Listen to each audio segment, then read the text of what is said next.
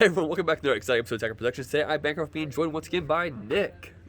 And like always, there's buttons. Feel free to click them because they're there for a reason. But today, Nick has brought back Clash Crew from the grave. Okay, it wasn't really in the grave, but This guy's never been dead. Set 13 brought a lot of good stuff to kind of change or pivot your engine, I think it was, right? Yeah, I completely took some stuff out and put some new ways to make a bad day. So let's get into it. All right, so we got the leader. Pretty old leader, so it's from Clash of Fates, but I still think it's pretty relevant. It's good. It's auto burst 2. You take the top 2 cards of your deck, place them in your drop area.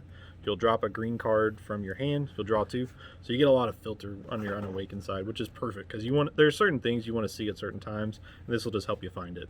And then the awaken, when your life's at 4 or less, you can untap 2, flip the card over, which untapping 2 right now is super relevant, and especially with this deck because you do a lot of energy. You use a lot of energy, and your awaken term can be very pivotal. So you want to make sure you're awakening at the right time. But the untap 2 is really strong. And then on the awaken side, Sparking 5 auto. When this card attacks, draw 1 card. If there's a Krillin in your drop area, you get plus 5,000 double strike for the turn. Really strong. You don't see a lot of leaders these days doing most of the work. A lot of people put their time. A lot of decks use their unisons or their battle cards to do a lot of the work. So your leader swings aren't usually that important for most decks these days, but this one you can go really tall with it. So this does a lot of work. It's good for clearing unisons. It's good for going for game. You're going to get Krillins in the drop area really easy. Your burst will do that. You're dropping cards from your hand, so you'll do that on your own. But all in all, really solid leader. And from the start of the deck, we'll go into one of the big engines. We have 4 Bardock Paternal Unison. This is probably the biggest playmaker of the deck. Everyone at the shop has seen it. Everyone in the shop knows what it does. No one likes seeing it when I play it on the table. Its auto is probably the biggest thing about it. When your opponent combos, you can place 1 card from your opponent's combo area in the opponent's drop area, and then negate the skill for the turn. Super relevant. A lot of decks these days are really combo heavy or wanting to go into the combo step. This just shuts that off. So if they want to arrival and they play one of their free multicolor cards, get rid of it. If you're playing against Bojack and Bojack wants to have cards in the combo area, get rid of it. If you're playing against King Piccolo and they want their cards in the combo area, get rid of it. It's also a slight form of hand control with it too, because it makes your opponent use more resources from their hand to make stuff go through or defend themselves. So really strong auto, really good effect. And then the +1 activate main. This is where we start into our hand control engine. You choose one of your green one cost battle cards, KO it. Your opponent discards a card. A lot of the cards in this deck will feed that +1. So the way I see it and the way I like to play this is any 1-drop I play, this will give my 1-drops an extra value to it. So you see a lot of extra stuff going on too. So that's what I see in my mind. So every 1-drop I play will always have this essentially +1 effect. So super good. Then the -3. This card gives plus 5,000 power and triple attack. Really good way to finish a game out, close a game. You're gonna get your markers there pretty easily. You'll protect yourself with your auto, so they have to combo more. So easy way to finish games out is with this card. Now we'll go into the 1-drop pack, or this is some of the free stuff you'll play. Everybody knows this card, Dormant Potential. You want to run it at either 3 or 4 of. I have 3, but Jimmy let me borrow the champ. That's right. Let me borrow his 4th one. Hey, who do you lose to with this deck? I don't want to talk about it. Who do you lose to? Huh? So Say it. counter attack. You can choose battle cards that up to 2 cost and KO them. So good for hitting tokens. A lot of decks can play tokens for pretty cheap. So this will hit tokens. This will hit some little guys, and then you'll drop a card. Your opponent only gets 1 more attack for the turn. So really good defensive stuff. You can tap yourself out. You'll be fine. The permanent is if you have a unison card on board, you can activate the card's counter without playing its energy costs. So really, it's one of the best defensive cards in the game. Some attacks will still go through, but it limits your attacks from wide boards. So really good. And then 3 charismatic villains. It's just the perfect counterplay for the deck. The way it works, it's if you have a unison with 2 markers on it, you play it for free. Play the card, KO anything with 7 to cost or more. So essentially, it's just your easy way to clear cards if they're playing stuff. If they don't have barrier and they play low cost stuff, you're gonna hit them and they're gonna have a bad time. And now the one drops, all the one drops, and also our super combo of choice. Vegeta Lone Prince. This is one of the most annoying cards you'll see in the deck, for your opponent at least. Tap 1, you play the card. If your leader card is green, life support for or less, you'll get the super combo effect to draw a card. But the auto, if your leader card is mono green, when this card is played, your opponent drops a card. So hit this with your unison, you're going to make them drop 2. Really easy turn 1 play, really good later in the game. You'll get your super combos. So your opponent has to waste resources if they want to get rid of this because you're just tapping 1. So you're not putting too much investment into this, but you're making your opponent do a lot of stuff. So this is a really, really damaging card for your opponent. Then we have 4 Krillin potential unlocked. This is just another 1-drop target. His permanent is if your opponent's during your opponent's turn, if your leader card's a Green Kun Goku, this will get 4. This will become a 4 cost. Not super relevant because you want to play this mostly early. Main reason I play this is when the card played, you choose one. You can look at the top 5 cards for a unison card with specific cost of 2. So this will find your Bardock unison if you didn't find it on your mulligan, or this gets blocker until the end of your turn, or till the beginning of your next turn. So this can become a 4-cost blocker. It's more relevant for the final showdown Son Goku from Clash of Fates.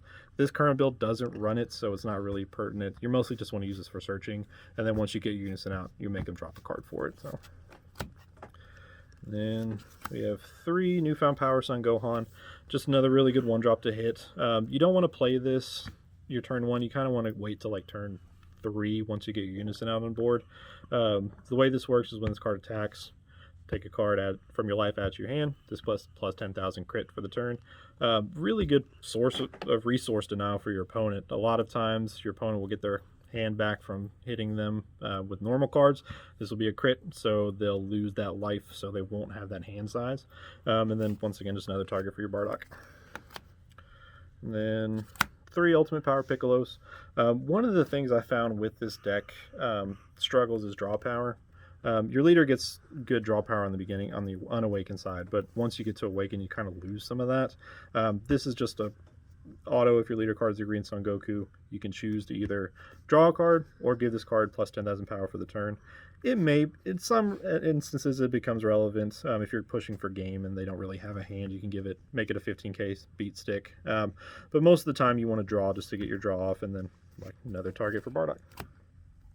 And now into some of the hand control stuff. This is where some of this stuff is where the deck really shines too. Rebrand, Punishing Passion. I love it in this deck. You don't really use your energy for playing stuff. You mostly use it for just the hand control. This is one of the perfect things for it. Activate main if your leader card is green, and you send this card from your drop area to your warp. Your opponent chooses 2 cards on hand and get rid of them. You can burst this with your leader. You can drop it if you have it in your hand. So it's really, you can combo it if you need to, but it's really easy to get this card in the drop area. Opponent just discards 2. Run it at 3 of, it's perfect that way. Any more, you don't really need to see that many, just because it's 2 cost. But really, really crippling if you hit this on if you get this off on your awakened turn. Because what I like to do is tap 2, do this, make them discard 2, and then awaken, get my 2 energy back, and then I can do more degenerate stuff. So really solid card, really easy choice. And then we have 3 Cells Earth Destroying Kamehameha. I like to use this more defensively than offensively. Because like I said, most of your energy you're using just to rip cards from their hand, and you kind of want to protect yourself too. There's not much defensive power in this deck, so this is a good way to do it. Activate battle if your leader card's green. Choose up to 1 of your leader cards or battle cards. Gets plus 15,000 power for the turn. And then auto if all your energy is green. When you activate this card, choose 1 card in your opponent's hand and place in the drop area. One of the big things with this card is you pick the card in their hand. They don't show you, of course, but you get to pick. So with the hand control, a lot of times your opponent will pick the least thing that's important to them at the time. With this, you can potentially hit any big piece they need. So if they're going up a chain and they need a card in their hand, you can get rid of it. If they got their secret rare in their hand, you could potentially get rid of it. There's a lot of games where I've played this where I've hit something good. Really good card. It's almost situational, but I still think it's worth running. It's really good. And then we have 2 Zarbon, Cosmic Elite. This one's not as important to the deck. You don't really need it that often. So and you only really need to see one, so that's why I only run it at a 2 of. But it's a blocker. Activate main, choose a green card in your hand, place in the drop area, and then you play this, and then auto, when your opponent has 5 or more cards in hand and this card is removed, they choose a card and drop it. So just another small form of hand control. Like I said, not necessary, but the card's really cheap now, so you don't have to spend an arm and a leg for it. So 3 reprints. I hope it would be. yeah, it's definitely not expensive anymore. It's pretty. Wait, decent. Heroic Prospects. Is that... Okay, continue. All right, and then we got 3 Sun Goku Power Legend. This is another really good playmaker of the deck. Critical, unique. If your leader card is green, when one of your card skills makes an opponent discard a card, you can play this from your hand. Run it at 3 of because as you can see, there's a lot of ways to make your opponent discard cards. So you're going to get this off very easily, very quickly. So 15k crit, it's more of that resource denial. So I like to use this as my beat stick for most of the damage in the game. And then it has an activate main, send this card to your opponent's warp, choose one, and you can't play this card for the rest of the turn. Choose one of your opponent's battle cards with 4 costs or less, send it to the opponent's warp. So really good removal. You have a lot of KO power with your Frieza, with your Dormant Potential. This is just another form of removal. So you can do this early game, make them crit, and then get rid of some of their important pieces. Then the last little bit of hand control-ish we have is the Vegeta Resolution Destruction Unison. Really good card. Very detrimental. Double strike crit. Choose one card in your hand and discard it. When this card is played, choose all your opponent's battle cards, ignoring barrier, KO them. So right off the bat, you're tapping 4, discarding 1, you're blowing up their board. You see a lot of decks these days go really wide. This says, I don't care. You just stop it. And then you have a 20k crit beat stick on board. +1 activate main's card gets plus 5,000 power for the turn. So 25 double crit, not bad. And then the -5 activate main if you lead a card's evil wizard or green, or if all your energy is green, choose 3 cards in your opponent's hand and discard them. So the -5 you don't get off too often, but you could potentially get it off. Maybe if you want to hard cast this for 5 and then swing -5, make them discard the rest of their hand. Normally you just want to make it just a big old beat stick. So very good card, like it. 2 of is perfect. And then didn't know where to put this in the list, but just 3 Shocking Death Balls. Really good if you combo this with your Dormant Potential, just because you stop that second attack. Leader card's green, negate the attack, choose up to one of your opponent's battle cards, 2 costs or less, and KO it. So pretty good early on. You can stop some of their little guys. And then Sparking 5. If you have 5 cards in your drop area, you can activate this counter without paying its energy cost. So really good if you're tapped out late in the game. You can just stop them. I like this paired with Dormant. I like running 3 of them. See, I used to have it at 2, but I think 3 is better. I like to see them just because you use your energy for more important things, like making them discard their cards. This is just an easy way to stop attacks. And now some of the new stuff. We have 4 Son Goku allies in the heart. I was running the 4-drop Goku from set 10 to go into the 5-drop from set 10. This is a little bit different, but this is a really cool setup, and I like it a lot. So deflect, so the card's going to come out no matter what. You will place 1 card from your life in your drop area, so you're critting yourself a life. When you play this card, add a green Krillin with an energy cost of 4 and blocker skill from your deck or drop area, and shuffle your deck if you look through it. So this will play one of your 4-drop blocker Krillins. So you can discard them with your leader effect. You can burst them. It doesn't matter. You're going to be able to find them no matter what. If they're in your drop area, you know where they are, so you can grab them. But you can grab them no matter what. Play your Krillins, and then auto for 2 green. With 1 of your green Krillins cards, energy cost of 4 is KO'd. You can play a Son Goku with energy cost of 5 in rest mode from your drop area, or it doesn't matter if rest mode. Yeah, doesn't matter. The skills are negated for the turn. But this will grab a Goku from your deck or drop area, so you can always find your target. And the skills negated. So this card, it's kind of a risky play because you're paying 4 energy for this, but you do get a Krillin out, which is really good. It's a blocker, so it helps you on the defense, and then you get one of your big Goku pieces out. So I like it. In the testing I've done and what I've gotten to play with it, it's worked out for me. But it's really good. And then we have our Krillins. We have 2 Krillin Steadfast Defender. He's a blocker. Sparking 10. If you have 10 cards in your drop area, you can reduce this card's cost by 2. So you can make it a 2 cost. Auto, when this card is played, draw 2 cards, send 1 card to your drop area or choose 1 card from your hand, send it to the drop area. So I have 2 Krillins that I run, and then the second Krillin is going to be the Fledgling Duo Krillin. So this is essentially a situational piece. You can choose if your hand size is low and you need to see a certain thing, pick the draw 2, then you have a blocker. Fledgling Duo Krillin is a blocker, and then when you play this card, choose up to 1 of your opponent's battle cards and KOs it. This has no restrictions, so it'll get it except barrier, but this hits pretty much anything. Depending on the situation you need, if they have something on board you don't want to see, kill it. If you are running low on cards and you need to see like your dormant to save you, or if you need to see a certain piece, draw 2. So I like the 2-2 split. It's worked so far. I like drawing and I like KOing.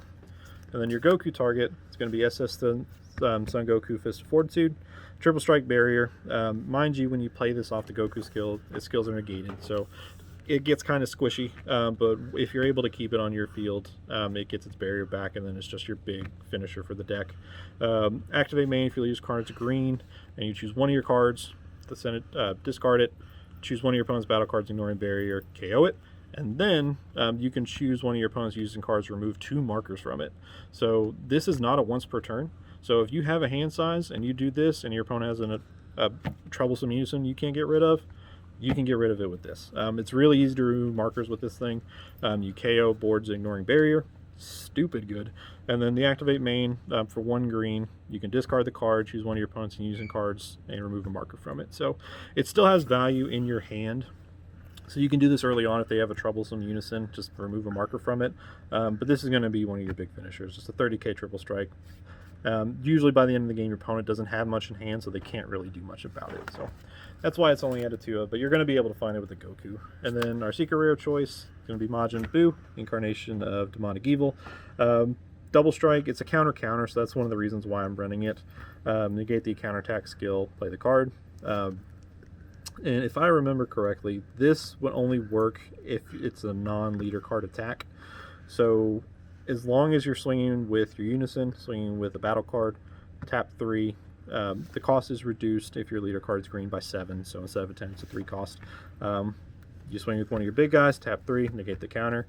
Your attack's still going to go through, and then they have to worry about a double strike 40k on board. Solid card, counter, I feel like is stupid good in these games, because you see a lot of floodgates, you see a lot of cards, the counters that'll shut your opponent down. This will say, nah, I'm still going to keep going. So, really good card, not bad. With that being said, thank you all for tuning in. Like I said earlier, there's buttons. Feel free to click them. Nick, last words.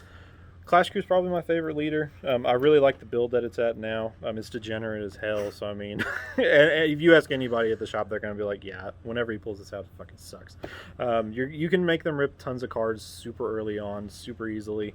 Your opponent won't have a hand, they can't respond to your attacks. So how can they play if they don't have a hand?